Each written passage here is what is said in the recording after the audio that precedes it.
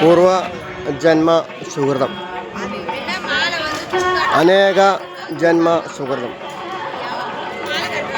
കാലടിക്കടുത്തുനിന്നും പെരുമ്പാവൂരിൽ നിന്നും മാങ്കുളത്തിൽ തൃശുഞ്ചി മാങ്കുളം എത്തിച്ചേർന്നിരിക്കുന്നത് കൊടക്കാഞ്ചി ദാമ കരികളഭ കുംഭസ്ഥനരത പരീക്ഷീണാമധ്യേ പരിണത ശരശ്ചന്ദ്രവദനാധനുർനാം ഭാഷം ശ്രണിനിബിധാനാകർദലെ പുരസ്താദാസ്താംന പുരമധിതു ആഹോ പുരുഷിക.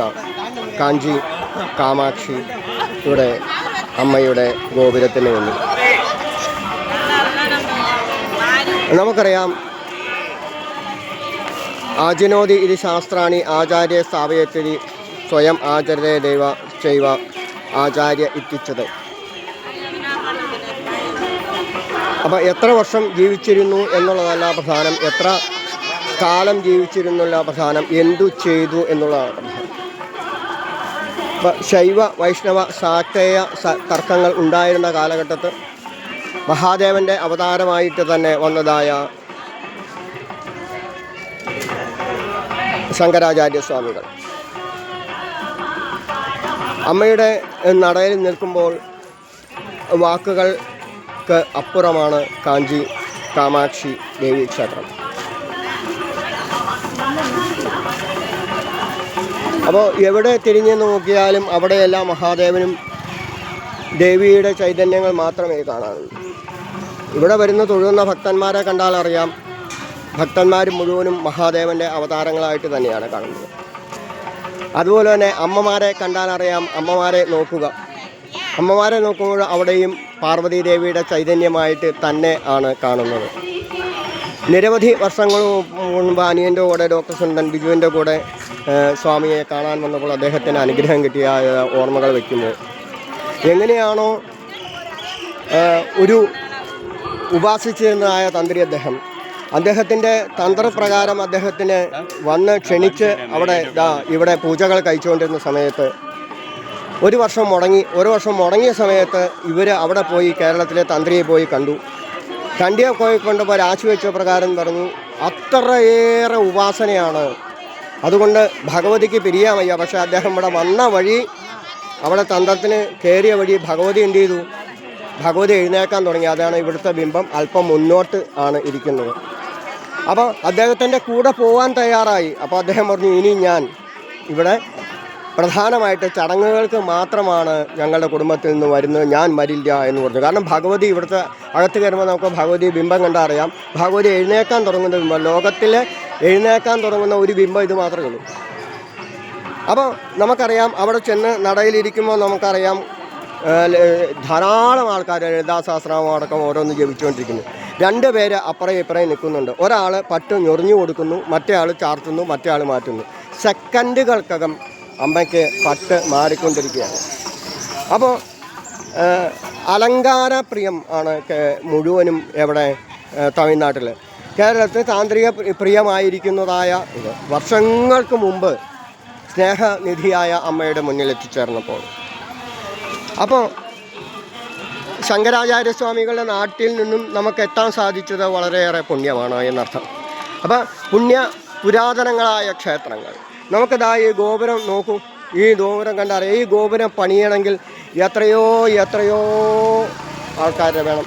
രാജഭരണകാലത്ത് രാജാക്കന്മാർ ഓരോ കല്ലടക്കം ഓരോ വാസ്തുവിദ്യാപ്രകാരം ഓരോന്ന് നിർമ്മിച്ച് ഓരോരുത്തരെയും കൊണ്ട് കുംഭസ്ഥനരത പരീക്ഷീണാമധ്യേ പരിണത ശരശ്ചന്ദ്രവദനാധനുൻ ബാണാൻ പാശം ശ്രണിമിധാനാകർദലെ പുതുമതി ആഹോ പുരുഷിക.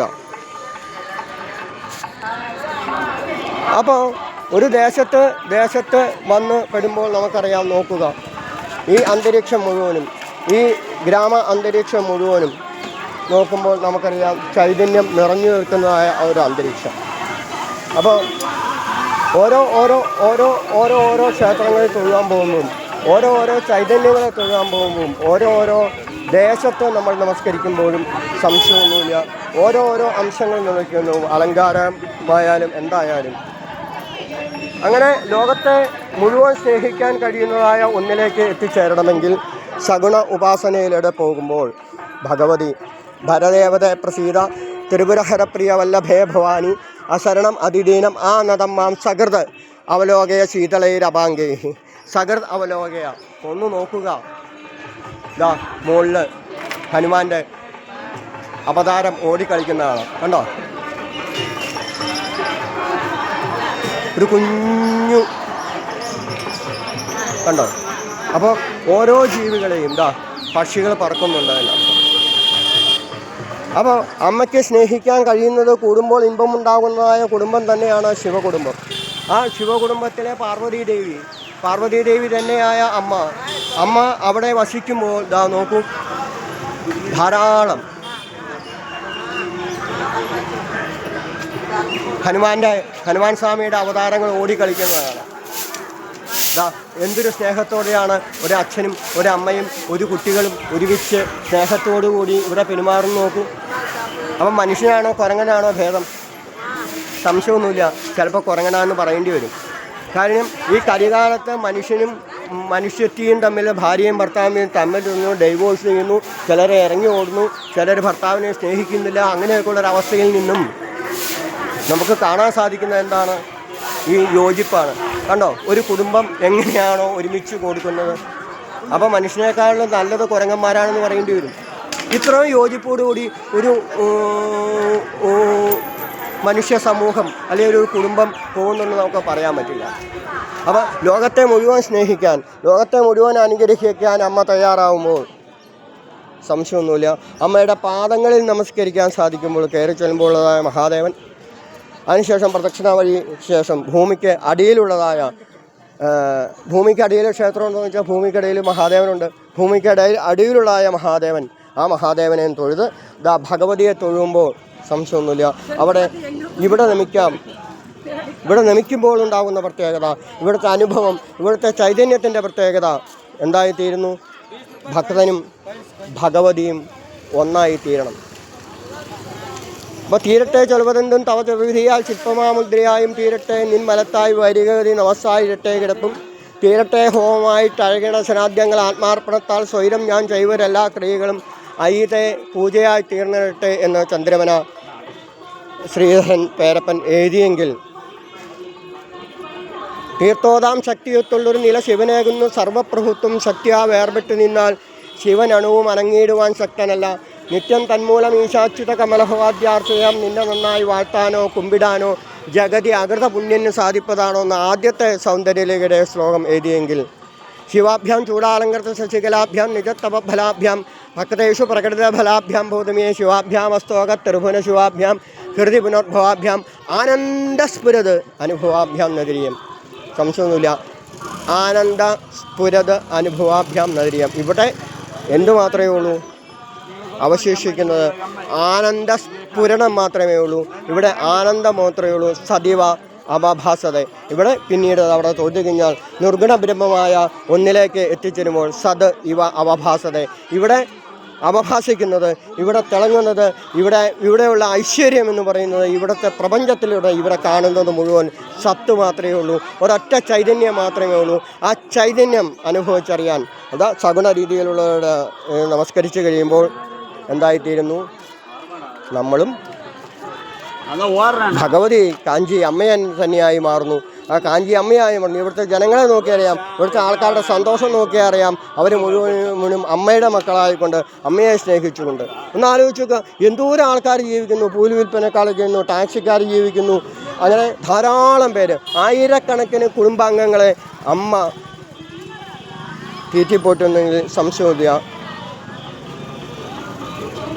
നിൽക്കട്ടെ പേറ്റുനോവിൻ കഥ രുചി കുറയും കാലമേറും ചടപ്പും പൊയ്ക്കോട്ടെ കൂട്ടിടേണ്ട മലമതിരൊരു കൊല്ലം കിടപ്പും നോക്കുമ്പോൾ ഗർഭമാകും വലിയ ചുവടെടുക്കുന്നതിൽ കൂലി പോലും തീർക്കാവല്ലത്ര യോഗ്യൻ മകനും അതിനിടയ്ക്കുള്ളൊരു അമ്മയെ തൊഴുന്നേ. അപ്പോൾ അമ്മ എന്ന് പറയുന്നത് രണ്ടല്ല, ഒന്നാണ്. സ്വന്തം അമ്മയെ നമസ്കരിക്കാൻ സാധിക്കുമ്പോൾ ലോകം മുഴുവനും ഉറ്റുനോക്കുന്നതായ, ലോകം മുഴുവൻ സ്നേഹിക്കുന്നതായ, ലോകത്തിലെ സകലവിധ ഭക്തജനങ്ങളെ എത്തിച്ചേരുന്നതായ അമ്മയുടെ നടയിൽ തൊഴാൻ സാധിക്കുമ്പോൾ എന്തായിത്തീരണം? എന്തിനെ ഉപാസിക്കുന്നുവോ, എന്തിനെ സ്നേഹിക്കുന്നുവോ, എന്തിനെ നമസ്കരിക്കുന്നുവോ, എന്തിനെ ഉപാസിക്കുന്നുവോ അതായിത്തീരും. സംശയമൊന്നുമില്ല. ഭക്തൻ ഭഗവതിയായിത്തീരും. പിന്നീടോ അവിടെ തനിക്ക് കിട്ടിയതായ ചൈതന്യത്തിൻ്റെ അംശത്തിനെ, തനിക്ക് കിട്ടിയതായ ദൈവയുടെ അംശത്തിനെ 16-1 മാത്രം എടുത്തുകൊണ്ട് ലോകത്തിന് നന്മയ്ക്ക് ചെയ്യാൻ സാധിക്കട്ടെ എന്ന് പ്രാർത്ഥിക്കുമ്പോൾ ലോകത്തിൻ്റെ മുഴുവൻ സ്നേഹിക്കുന്നതായ, ലോകത്തെ മുഴുവൻ തന്നിലേക്ക് അടുപ്പിക്കുന്നതായ സ്നേഹത്തിൻ്റെ പ്രതീകമായ പഞ്ചാശ്യം മഴുമാൻ മരാഭകരം പൂഞ്ചായലിൽ ഗംഗയും തഞ്ചും സുന്ദരമൂർത്തിയായ സുന്ദരമായി കാരുണ്യവാരാശിയായി അഞ്ചിക്കഞ്ചരിശിക്കുമേ ഗിരിയെ തന്നങ്ങമേറ്റവും തലപ്പുഞ്ച ക്ഷേത്ര മഹേശ നൽകുവരും സത്യം ശിവം സുന്ദരം സംശയമൊന്നുമില്ല. അത് ഒറ്റ കുടുംബമായി ജീവിക്കാൻ, ലോകം മുഴുവൻ ഒറ്റ കുടുംബമായി ജീവിക്കാൻ കാഞ്ചി കാമാക്ഷി അനുഗ്രഹിക്കട്ടെ. രണ്ടും വ്യത്യാസമില്ല. മഹാദേവനും ദേവിയും ഒന്ന് തന്നെയാണ് എന്ന് തൊഴുതിറങ്ങുമ്പോൾ മനസ്സിലാവും. ജഗതപിതരോ വന്ദേ പാർവതി പരമേശ്വരവും.